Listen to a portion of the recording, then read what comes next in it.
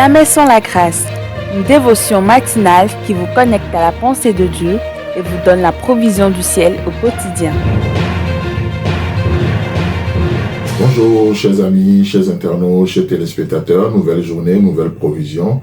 Bienvenue dans cette quatrième dévotion de cette semaine. Nous rappelons encore une fois l'anniversaire de cette émission Jamais sans la grâce, le 23. Donc n'hésitez pas à nous contacter. Peut-être vous avez à cœur de faire un geste pour donner un coup de pouce à cette émission. N'hésitez pas et contactez-nous avec les numéros qui publient cette dévotion, le frère Désiré, le pasteur Roland. N'hésitez pas, nous sommes là et vraiment que Dieu nous fasse du bien, qu'il nous porte encore dans cette saison particulière que nous traversons.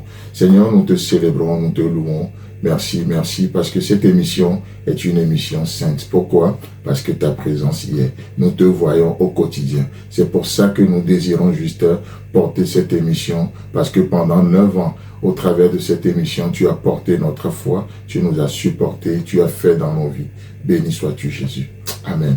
Alors, chers amis, chers internautes, ce matin, nous allons faire un pas de plus. Nous allons relire notre verset 5 de Exode chapitre 3 et nous allons continuer en même temps sur le verset 6. Là, il est écrit.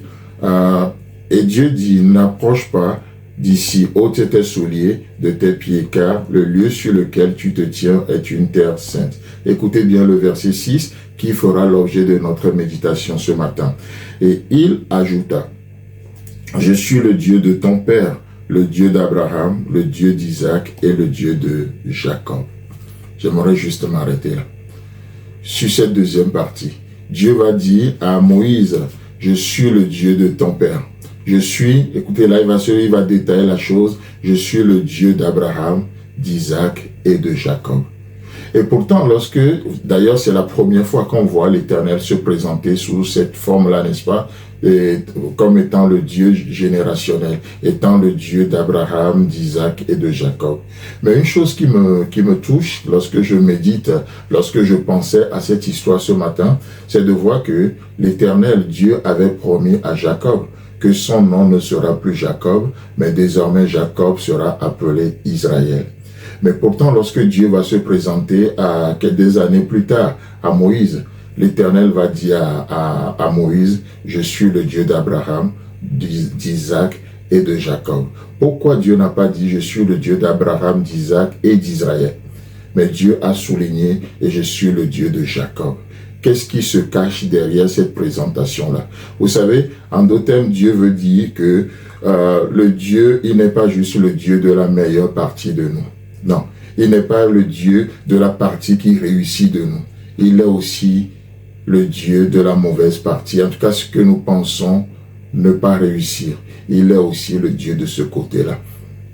Oh, moi personnellement, je veux juste voir ce Dieu d'Israël. Et c'est ce que nous voulons, surtout dans la vie des autres.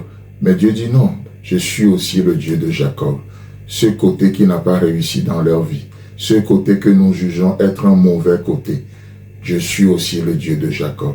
Je suis le Dieu d'Abraham, je suis le Dieu d'Isaac et je suis le Dieu de Jacob. C'est très très rassurant, c'est très réconfortant de découvrir Dieu ce matin de cette façon-là, comme étant aussi le Dieu de Jacob. Oh, il est le Dieu d'Abraham, le père de la foi. Il est le Dieu d'Isaac, mais il est aussi le Dieu de Jacob. Pas juste le Dieu d'Israël. Jacob le tricheur, oui, il est aussi le Dieu de Jacob. Jacob le voleur, Jacob le tricheur, comme je le disais. Et il dit oui, je suis aussi le Dieu de Jacob. Wow. Jacob le manipulateur, Jacob qui est... Et Dieu dit oui, je suis aussi le Dieu de cette partie, ou Jacob qui incarne cette partie qui lutte encore avec Dieu.